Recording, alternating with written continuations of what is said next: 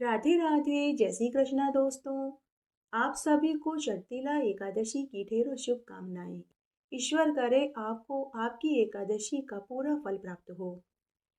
भगवान विष्णु और माता लक्ष्मी के श्री चरणों का ध्यान करके आइए अब हम एकादशी व्रत की प्रमुख प्रमुख व्रत कथाएं सुनते हैं। सबसे पहले शर्तिला एकादशी की मुख्य कथा का श्रवण करते हैं।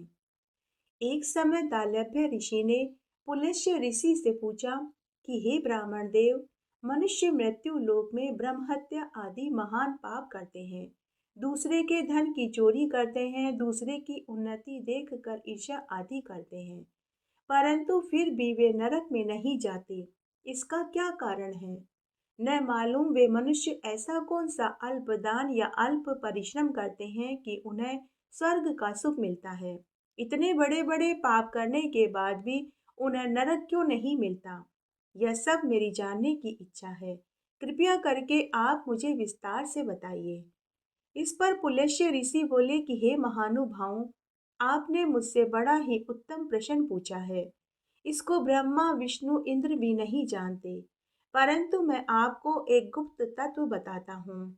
माघ मास के आने पर मनुष्य को स्नान करके अपने शरीर को शुद्ध करना चाहिए। इंद्रियों को वश में करके काम क्रोध लोभ मोह ईर्ष्या अभिमान आदि का त्याग करके भगवान हरि का स्मरण करना चाहिए। हाथ पैर धोकर पुण्य नक्षत्र में गोबर कपास तिल मिलाकर के कंडे बनाने चाहिए। इन कंडों से 108 बार हवन करें। यदि इस दिन मूल नक्षत्र और द्वादशी हो तो नियम से रहें, ब्रह्मचर्य का पालन करें। स्नान आदि नित्य क्रिया से शुद्ध होकर भगवान हरि का पूजन करें, रात्रि जागरण करें। एकादशी के दिन व्रत करने और रात्रि जागरण और हवन करने का अक्षय फल प्राप्त होता है। दूसरे दिन धूप दीप नैवेद्य से भगवान की पूजा करके खिचड़ी का भोग लगाना चाहिए। खिचड़ी में तिल अवश्य डालना चाहिए। इस दिन कृष्ण भगवान का पूजन करना चाहिए। पेठा नारियल सीताफल सुपारी सहित अर्घ्य देना चाहिए और स्तुति करनी चाहिए और कहना चाहिए कि हे भगवान, आप अशरणों को शरण देने वाले हैं। आप संसार में डूबे हुओं का उद्धार करते हैं। हे पुंडरीकाक्ष, हे कमल नेत्रधारी, हे विश्व भगवान, हे जगत गुरु, आप लक्ष्मी जी सहित मेरे इस तुच्छ अर्घ्य को स्वीकार कीजिए। इसके बाद ब्राह्मण को जल से भरा हुआ घड़ा दान में देना चाहिए। ब्राह्मण को श्यामा गाय और तिल पात्र देना अच्छा होता है। कहते हैं कि शर्तिला एकादशी के दिन मनुष्य जितने तिल का दान करता है वह उतने ही वर्ष तक स्वर्ग में आनंद सुख भोगता है। तिल का स्नान करने, तिल का उपटन करने, तिल का हवन करने, तिलो उद्दक, तिल का भोजन और तिल का दान करने, इन 6 प्रकार से तिल का दान करने के कारण ही इस एकादशी को षटतिला एकादशी कहा गया है। कहते हैं कि आज के दिन उपवास करने तिल का दान करने से मनुष्य के 6 प्रकार के पाप नष्ट हो जाते हैं। तब पुलस्त्य ऋषि ने कहा कि हे महानुभावों, तब एक बार नारद मुनि ने भगवान हरि से पूछा था कि हे ईश्वर, आपको नमस्कार है। हे ईश्वर, इस षटतिला एकादशी का क्या पुण्य है, क्या कथा है, कृपा करके आप हमें विस्तार से बताइए।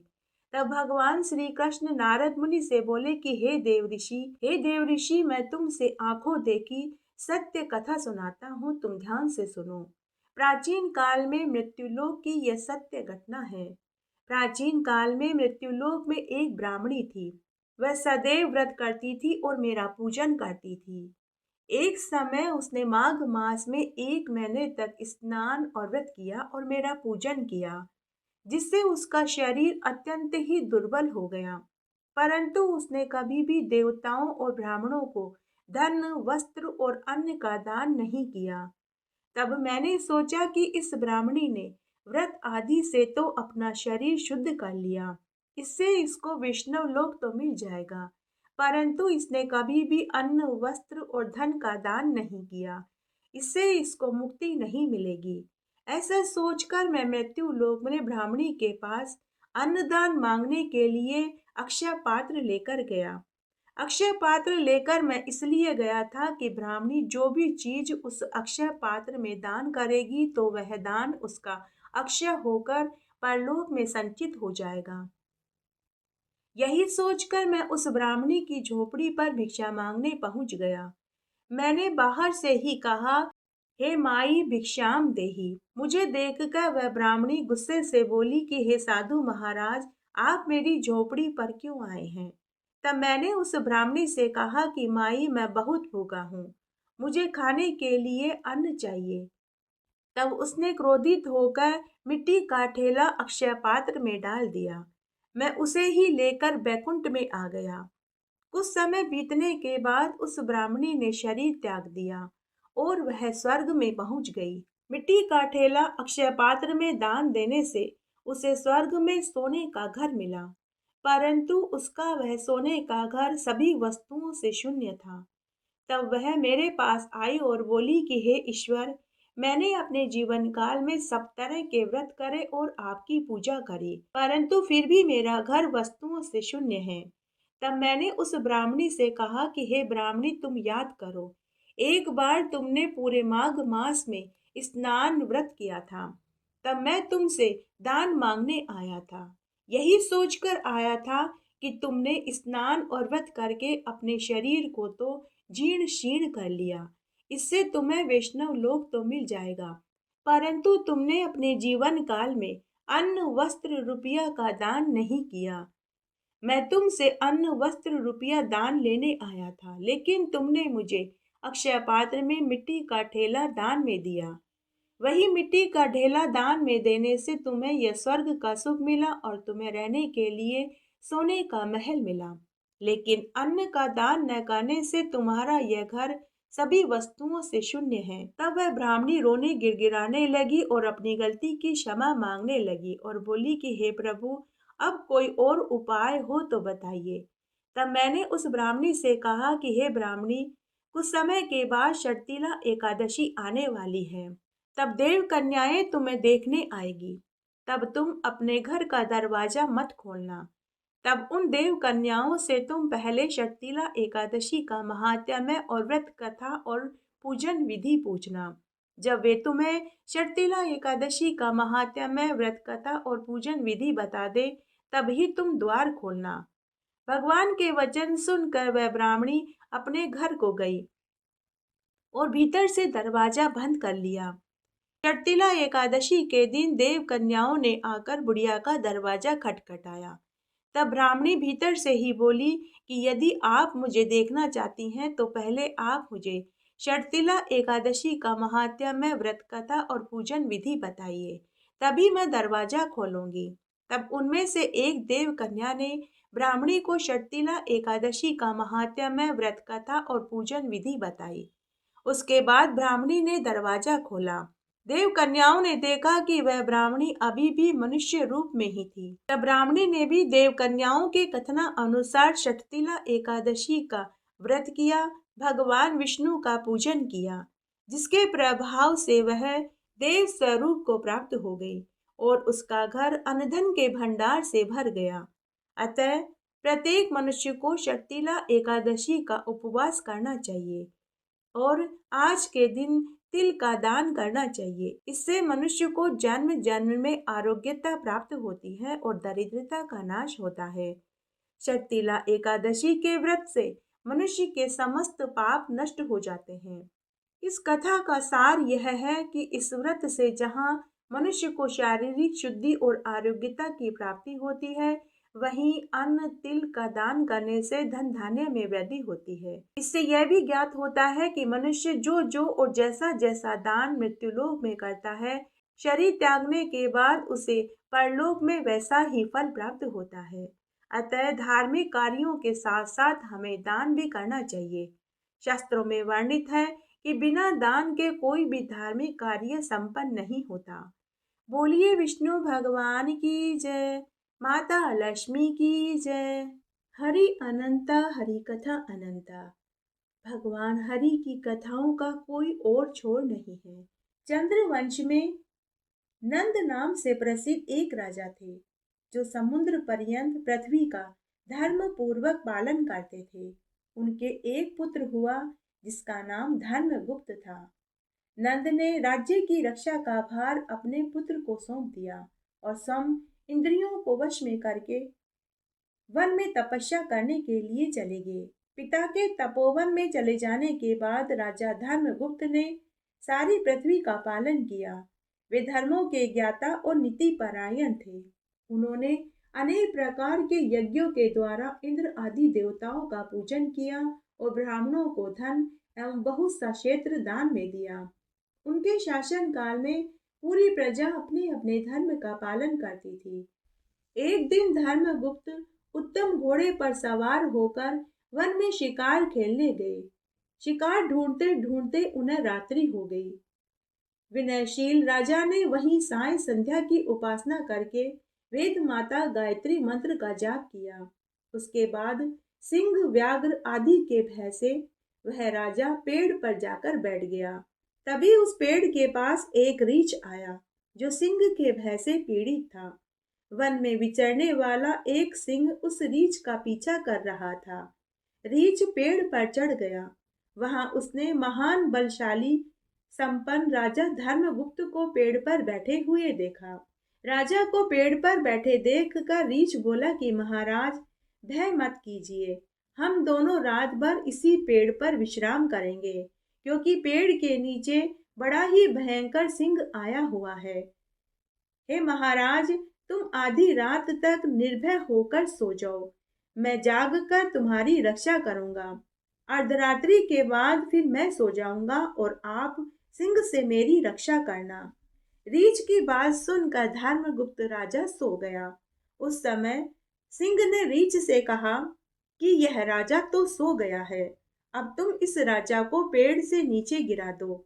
शेर की बात सुनकर धर्मज्ञ रीछ ने सिंह को उत्तर दिया कि हे वनचारी मृगराज, तुम धर्म को नहीं जानते।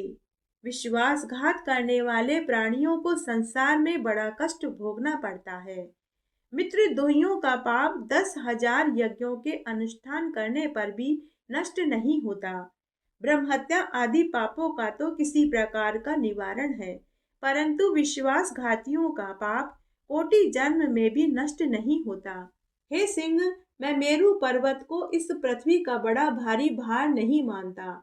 संसार में जो विश्वासघाती है उसी को मैं भूतल का महान भार समझता हूँ। रीछ के ऐसा कहने पर शेर चुप हो गया। अर्धरात्रि के बाद धर्मगुप्त जाग गया और रीछ पेड़ पर सो गया।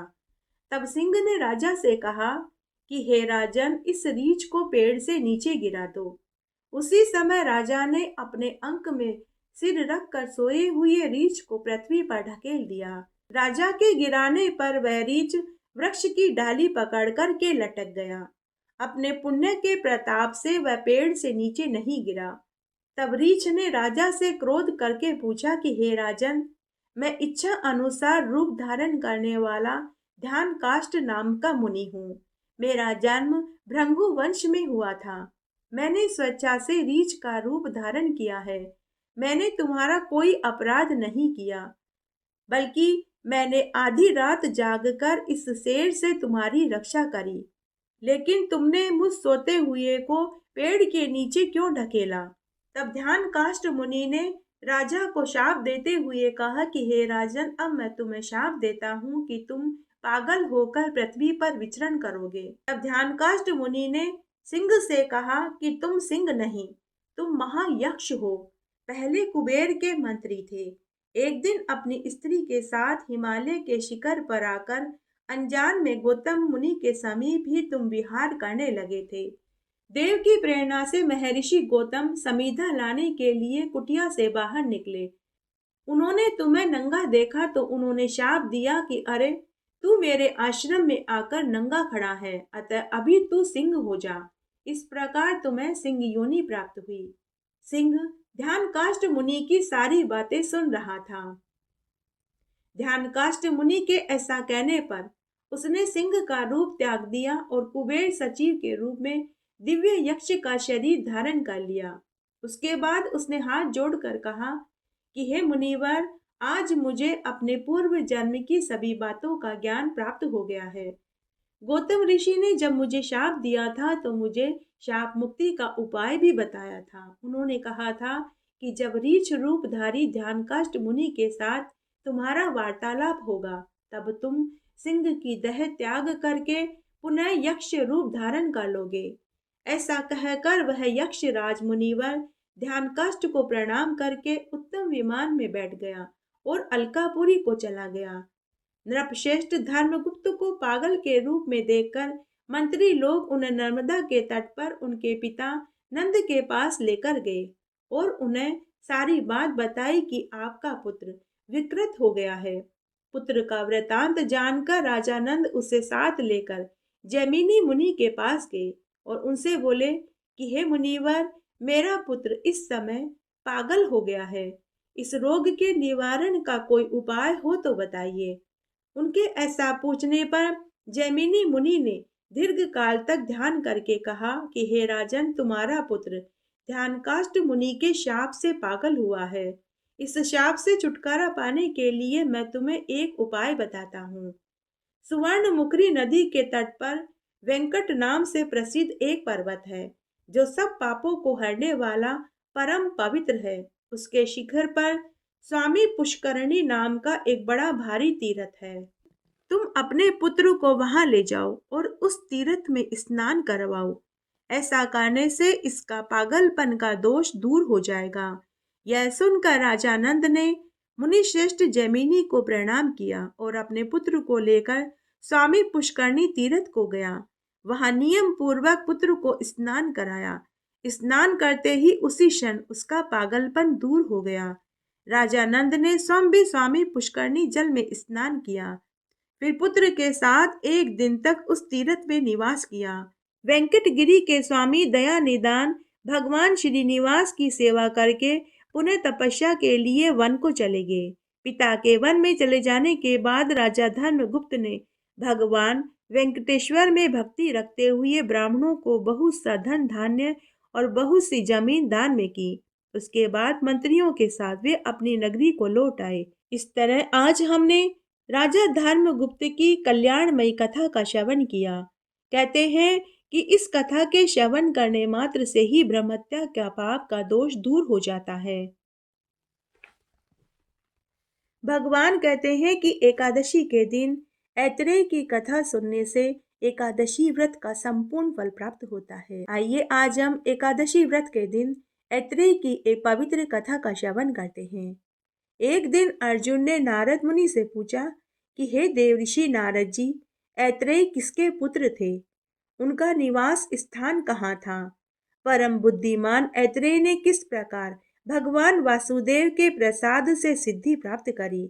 यह सारी कथा मेरी सुनने की इच्छा है। कृपया करके मुझे ऐतरेय की संपूर्ण कथा का श्रवण करवाइए। तब नारद मुनि अर्जुन से बोले कि हे कुंती नंदन, यही मेरे द्वारा स्थापित स्थान में जो हारित मुनि रहते थे, उन्हीं के वंश में एक श्रेष्ठ ब्राह्मण उत्पन्न हुए, जो मांडूकी नाम से विख्यात थे। वे वेद वेदांग में पारंगित थे। उनकी पत्नी का नाम इतरा था, जो नारी के समस्त सद्गुणों से सुशोभित थी। उसके गर्भ से उन्हें एक पुत्र हुआ। ब्राह्मण ने अपने पुत्र का नाम ऐतरेय रखा। ऐतरेय बाल्य अवस्था से ही निरंतर भगवान विष्णु के 12 अक्षर मंत्र का जाप करता था। ओम नमो भगवते वासुदेवाय। वह सिर्फ इसी मंत्र का जाप करता था। उसे पूर्व जन्म से ही इस मंत्र की शिक्षा मिली हुई थी। वह न तो किसी की बात सुनता था, न सम कुछ बोलता था, न ही अध्ययन करता था। इससे उसके पिता को निश्चय हो गया कि मेरा यह बालक गूंगा है।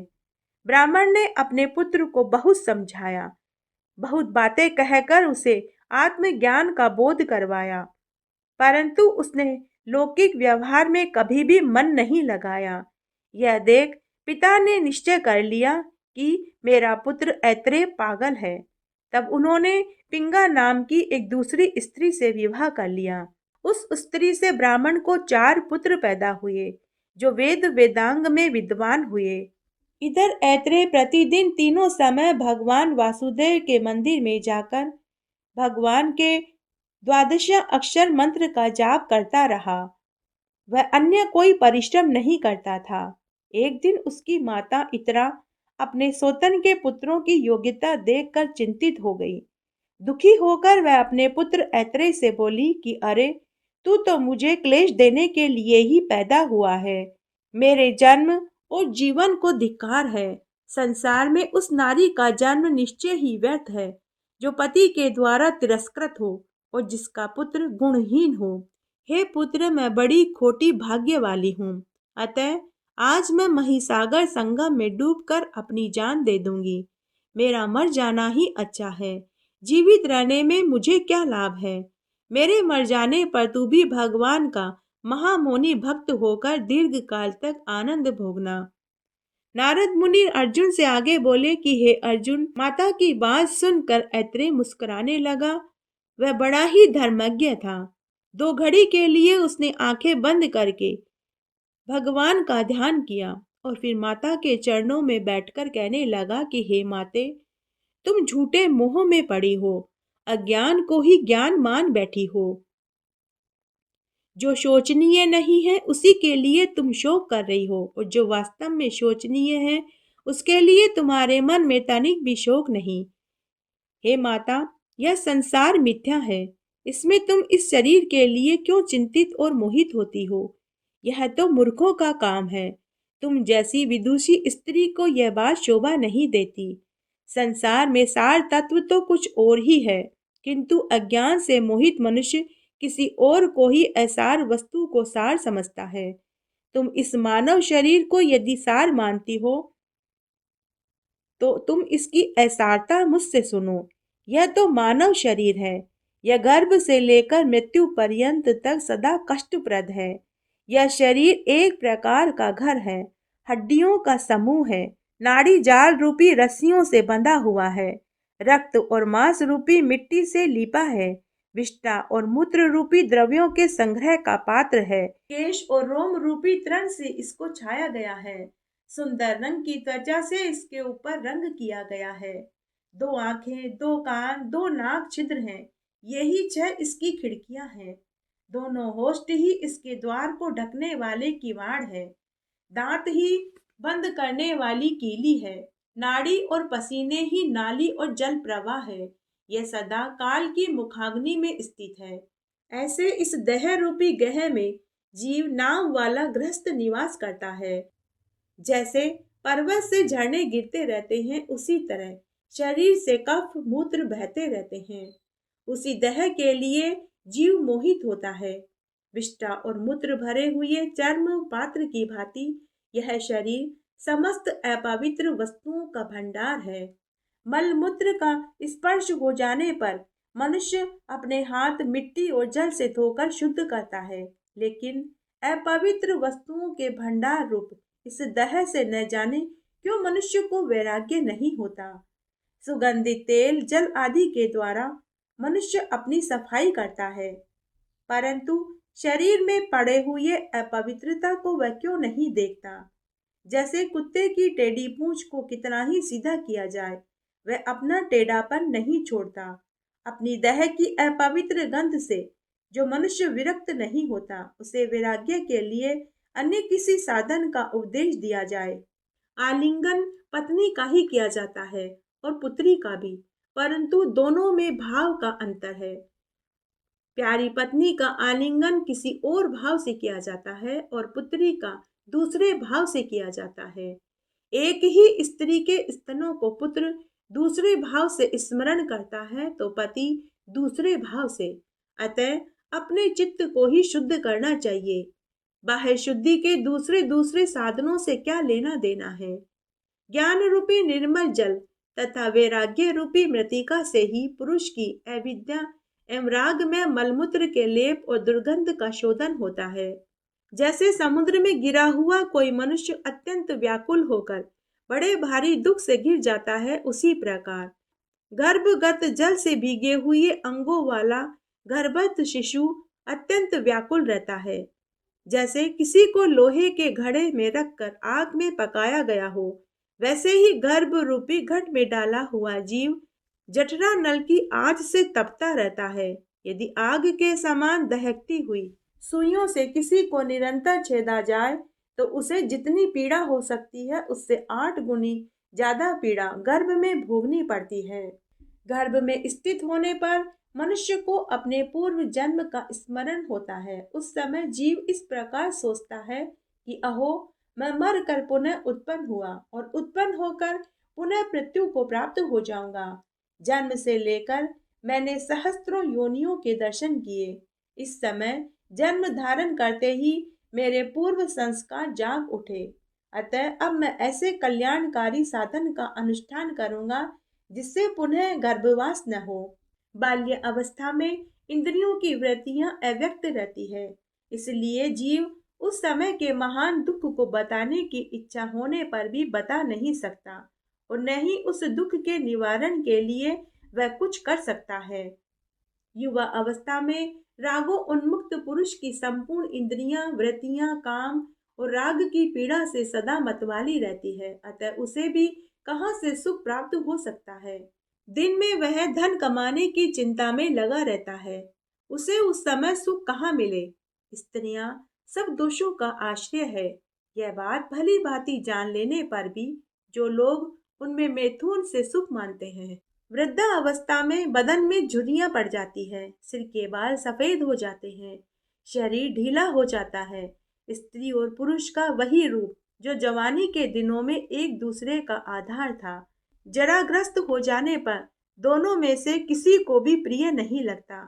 बुढ़ापे से दबा हुआ पुरुष असमर्थ होने के कारण पत्नी, पुत्र, बंधु बांधुओं और दुराचारी सेवकों द्वारा अपमानित होता है। वृद्धावस्था में रोगातुर पुरुष धर्म, अर्थ, काम, मोक्ष का साधन करने में असमर्थ हो जाता है। इसलिए युवा अवस्था में ही धर्म का आचरण करना चाहिए। हे माँ, क्या तुम नहीं देखती कि हजारों मनुष्यों में से 5 ही शायद ऐसे होंगे जो 100 वर्ष तक जीते हैं। कोई कोई 80 वर्ष जीता है तो कोई 70 तो कोई 60 वर्ष की आयु में ही मृत्यु को प्राप्त हो जाता है। बाल्य अवस्था, अबोध अवस्था, वृद्धा अवस्था, मनुष्य इनमें ही खोकर रह जाता है। हे माते, ऐसे मुझ पुत्र से तुम दुखी मत हो। मैं तुम्हें उस पद पर पहुंचाऊंगा जहां सैकड़ों यज्ञ करके भी कोई नहीं पहुंच सकता। अपने पुत्र की बात सुनकर इत्रा को बड़ा विस्मय हुआ। वह मनी मन सोचने लगी कि अहो, यदि मेरा पुत्र ऐसा दृढ़ निष्ठा वाला विद्वान है, तब तो संसार में सब जगह मेरी ख्याति होगी। उस समय मेरा महान यश फैलेगा। उसकी माता इस प्रकार की बातें सोच ही रही थी कि उसी समय शंख चक्र गदाधारी भगवान विष्णु अर्चा विग्रह से उनके सामने प्रकट हो गए। वे इस जिस पुत्र की बातों से अत्यंत ही प्रसन्न हुए थे। भगवान की दिव्य कांति करोड़ों सूर्यों के समान प्रकाशमान हो रही थी। वे अपनी प्रभा से संपूर्ण जगत को प्रकाशित कर रहे थे।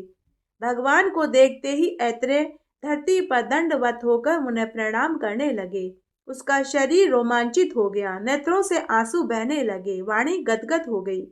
बुद्धिमान ऐत्रेय ने मस्तक पर अंजलि बांधकर भगवान की स्तुति करी और बोला कि हे ईश्वर, आप भगवान वासुदेव का हम ध्यान और नमस्कार करते हैं। आप ही प्रद्युम्न, अनिरुद्ध तथा संकर्षण हैं। आपको नमस्कार है। आप केवल विज्ञान स्वरूप तथा परम आनंद की मूर्ति हैं। आपको नमस्कार है। आप आत्माराम, शांता और आप समस्त इंद्रियों के स्वामी हैं। सबसे महान अनंत शक्तियों से संपन्न आपको नमस्कार है। सत्य और असत्य से परे विराजमान परमात्मा, हम सब की रक्षा कीजिए। आप परम सत्य निर्मल है, हम आपकी उपासना करते हैं। हे ईश्वर, मेरे जो मित्र, शत्रु, अनुजीवी, भाई बंधु इस संसार में हैं, उन सबकी गणना करने में मैं समर्थ नहीं। मैंने अपना मन बार बार आपके चरणों में समर्पित किया, परंतु मेरा दुर्जय शत्रु काम और क्रोध आदि सहायकों के द्वारा उसे हठात अपने वश में कर लेता है। हे ईश्वर, अब आप ही बताइए, ऐसी दशा में मैं क्या करूं? सर्वव्यापी परमेश्वर, मैं बहुत ही पीड़ित हूँ। संसार रूपी गड्ढे में मैं गिरता जा रहा हूँ। दुर्गति में पड़ा हुआ प्राणी भी महात्माओं की शरण में आ जाने पर कष्ट नहीं भोगता।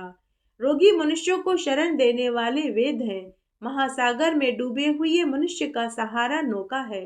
बालक को आश्रय देने वाले माता पिता हैं, परंतु भगवान अत्यंत घोर संसार बंधन से दुखी हुए मनुष्य को शरण देने वाले केवल आप ही हैं। सर्वेश्वर, सर्वस्वरूप, प्रसन्न हो जाइए। आप ही सबके कारण हैं। पारमार्थिक सार तत्व भी आप ही हैं। महान दुख समूह से भरे हुए संसार रूपी गड्ढे से स्वयं ही हाथ पकड़ करके मुझे निकालिए।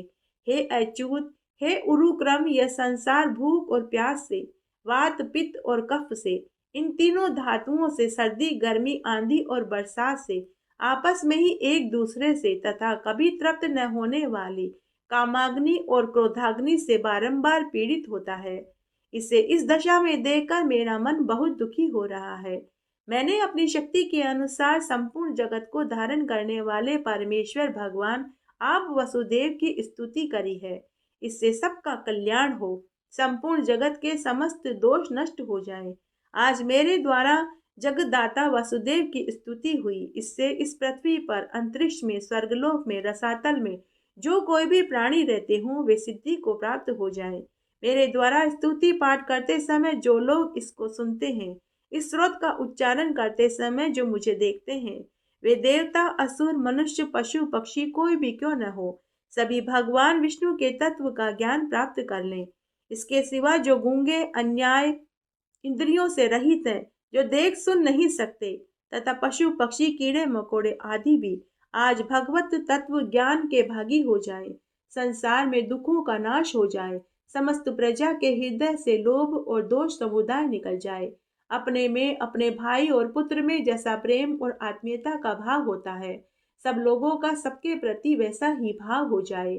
जो संसार रूपी रोग के चिकित्सक, संपूर्ण दोषों के निवारण में चतुर, परमानंद की प्राप्ति के हेतुभूत हैं, वे भगवान विष्णु सबके हृदय में विराजमान हो जाए।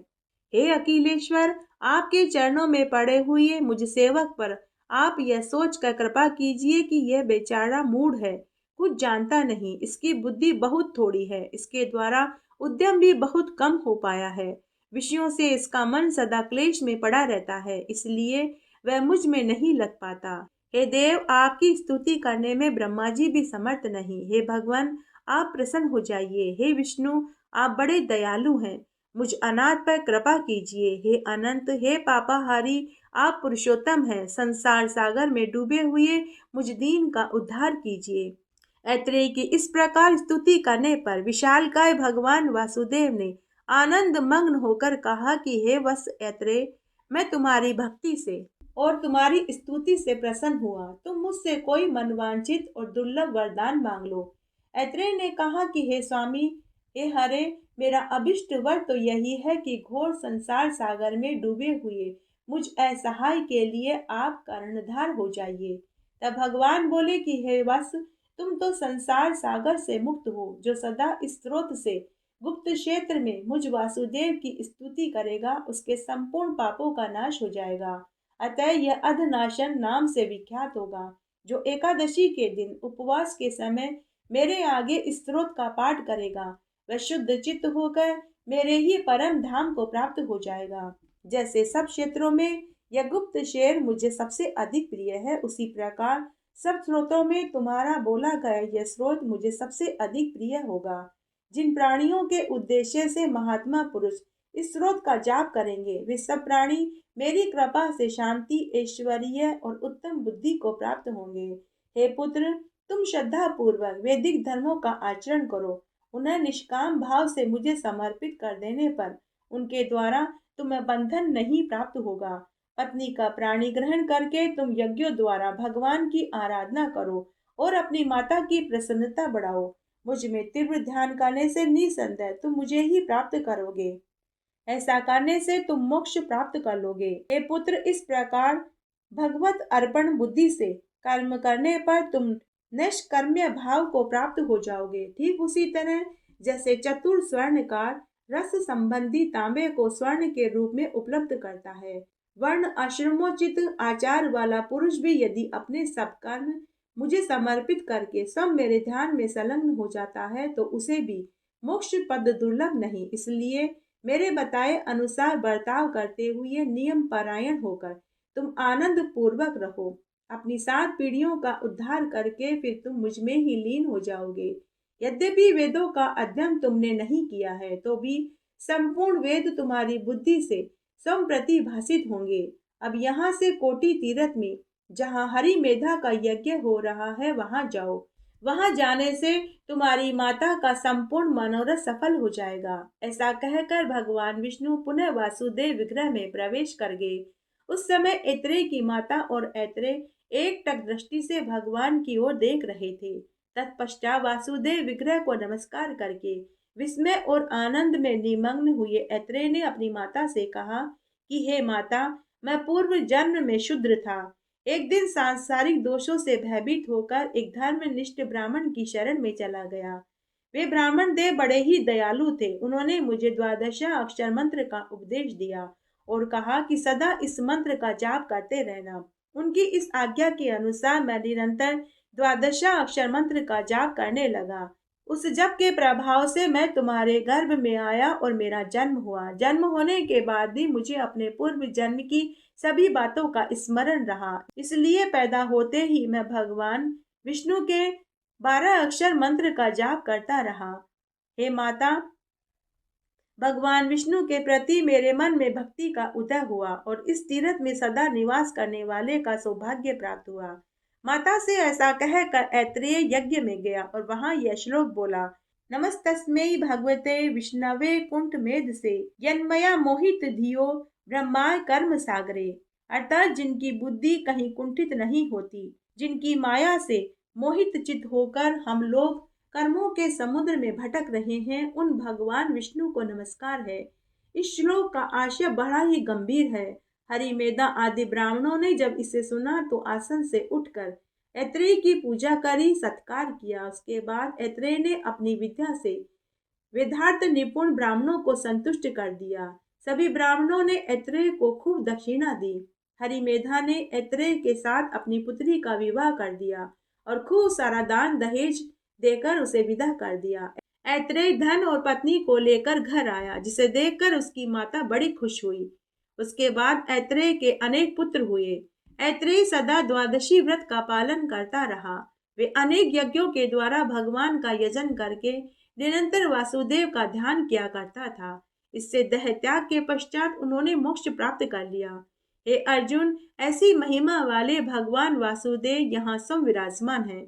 जो इनकी पूजा अर्चा और स्तुति करता है, उसका सब पुण्य अक्षय हो जाता है। बोलिए विष्णु भगवान की जय। इस तरह आज हमने षटतिला एकादशी के दिन भगवान विष्णु की अनंत कथाओं का श्रवण किया। आशा करती हूँ आपको इन कथाओं को सुनने का संपूर्ण फल प्राप्त होगा। मेरे साथ बने रहने के लिए आपका धन्यवाद। आगे आने वाली कथा कहानी के लिए भी आप इसी तरह मेरे साथ बने रहें। धन्यवाद।